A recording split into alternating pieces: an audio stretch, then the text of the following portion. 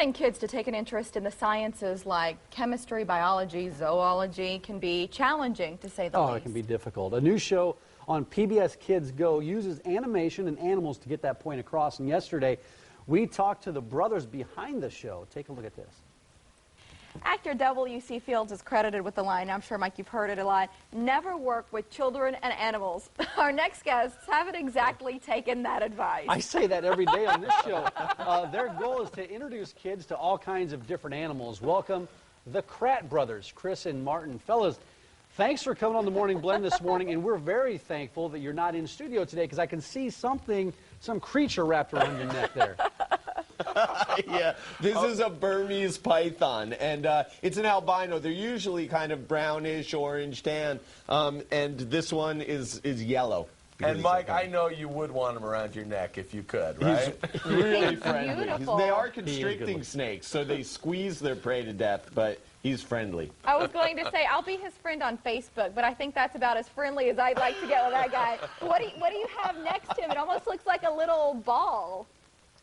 Well, that's what he is right now. This is an incredible creature, the three-banded armadillo. Of all the different armadillo species, this is the one that can really go all the way into a ball. And you really can't even see his face now because this is triangle here. That's the top of his head. This triangle is the top of his tail, and he makes a perfect ball.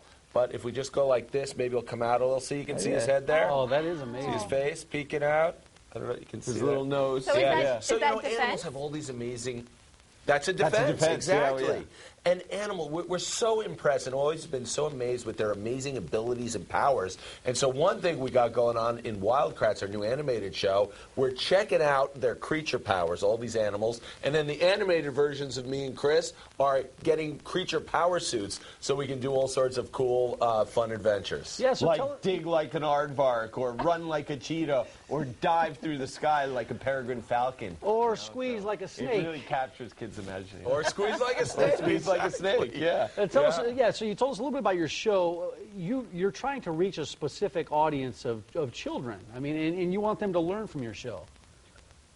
Well, you know, we've always, Chris and I, we grew up in the wilds of suburban New Jersey, right? And so we had animals like box turtles and raccoons and deer in our backyard. And ever since a young age, we were so fascinated with animals. And we think most kids have this natural love and interest in animals. And so what we're trying to do with Wild Kratts and all of our earlier shows is to spark that interest and that curiosity and get kids really excited about learning about animals and science and the world within which we live. Yeah, because when you think about it, animals are a great way to teach science to kids, all kinds of science, because no matter what science concept you're talking about, whether it's chemistry or physics, animals use it in their daily lives. Like skunks use the chemistry of their skunk stink as a defense, and peregrine falcons use the physics of gravity to go so fast, you know, in flight. So that's how we're teaching. Animals can take you anywhere in science. So as you guys were young, and we're talking about the kids you're looking for, maybe 6 to 8 years old, something in that range, is that about how old you were when you really took an interest in animals?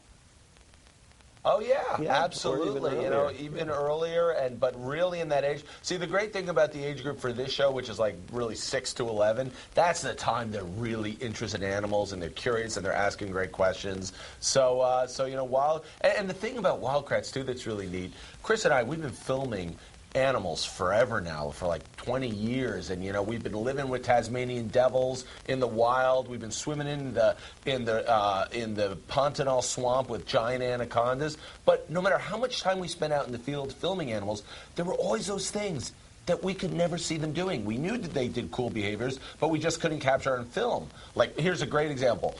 Giant squid and sperm whale battling 6,000 feet beneath the sea. We don't even have the technology to get there and film it, but with Wild Kratts and animation, we can show it to kids. Yeah, you can create it. Mm-hmm. Right. Yeah, very cool. Are your I gotta ask, are your animated versions of each of you as handsome and cool as the real life versions, or did you have to scale it back a little?